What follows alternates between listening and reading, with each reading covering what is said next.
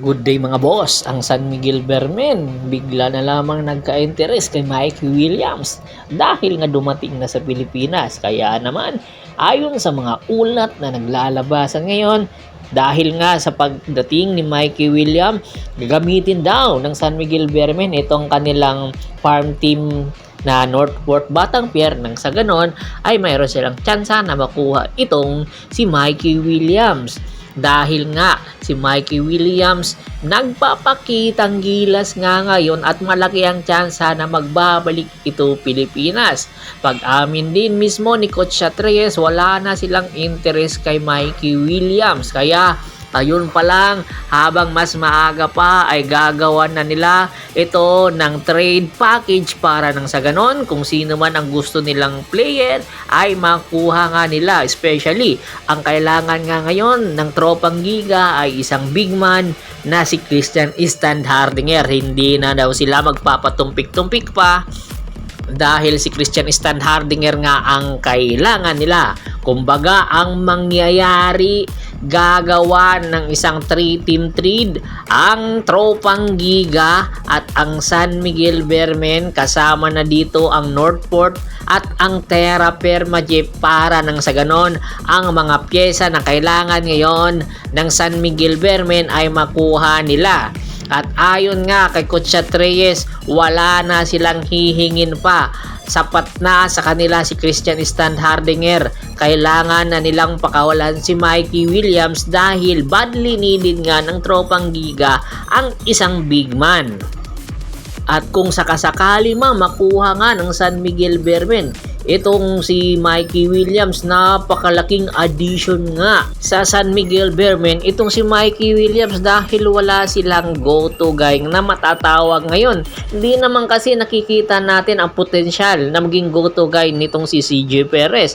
Oo, si Junmar Fajardo po pwede pa, kanya lang unti-unti na rin bumababa ang kanyang kalidad at bumabagal na rin dahilan para ang kanilang kampanya ngayong Commissioner's Cup ay lumamya. Kaya nga naghahanap sila ng isang guard at point guard na po pwedeng sandalan kung kakailanganin nila ng puntos. At nakikita nga nila ito kay Mikey Williams dahil noong mga nakaraang araw hindi sila sumugal, kayon susugal na daw sila. At ang kaya nilang pakawalan ng San Miguel Bermen ay ang wingman ng Northport Batangpier na nakuha nga nila sa nakaraan draft pick.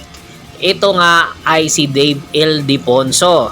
Napakaraming drama nga kay Dave L. Diponso nang kunin ito ng Northport Batangpier dahil nga hindi daw ito pipirma ng 150,000 kada buwan. Pero hindi ito ang issue. Dahil ayon nga sa kampo rin ni Dave L. Diponso, gusto nilang maglaro. Kanya lang, ang nangyayari ka rin sa Northport, wala namang plano magkampiyon.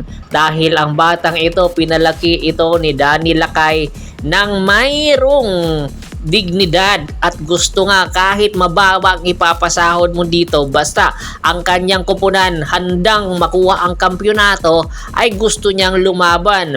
Kaya nga ang kanyang kapatid ngayon nasa Rain or Shine Elasto Painters, bagamat mababa lang ang sahuran, pero alam kasi ng kanyang kapatid na si Sean na ang Northport, rather ang Rain or Shine ay pambato or gustong kumuha ng kampyonato. Kaya naman nag-i-enjoy ang kanyang kapatid.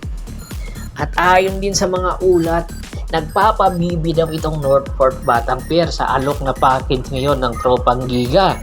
Dahil nga ayaw nga nilang papasukin muna itong si Dave L. Diponso sa PBA. Ahayaan daw nila makuha or hanggang 5 taon.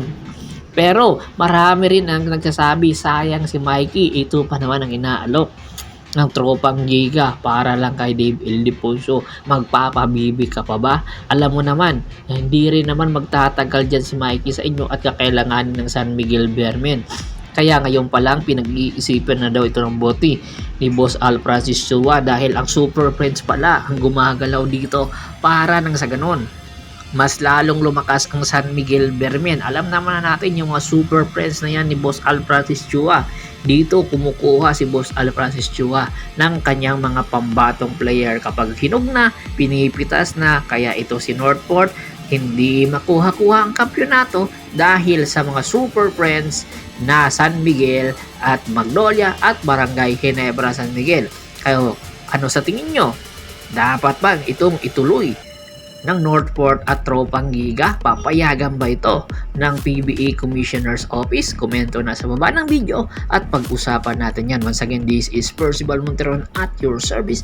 Don't forget to subscribe to Sports Channel at don't forget to click the notification bell button para maging updated palagi sa kwentuhan. At bago pa natin tapusin ang ating kwentuhan, shoutout muna tayo sa ating mga solid na followers na laging sumusuporta sa atin.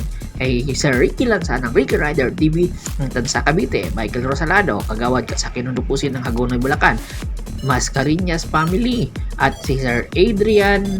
Marami pong salamat. Hanggang sa muling pintuhan, maraming salamat po. Pakibisita na rin po ng Facebook fanpage ko na Paul Goso, Hapres PH, Boss Or at Boss Idol. Salamat!